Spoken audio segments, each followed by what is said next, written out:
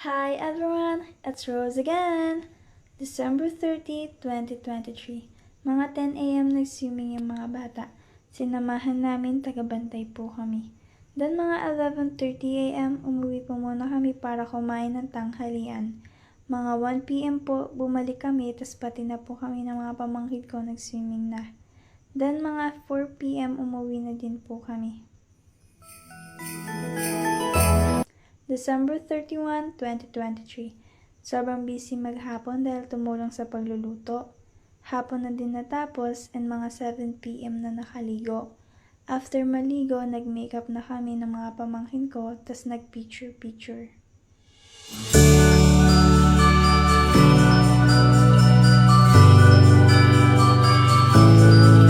Pagtapos namin mag-picture-picture, nag-tiktok-tiktok naman kami, tas kumain po.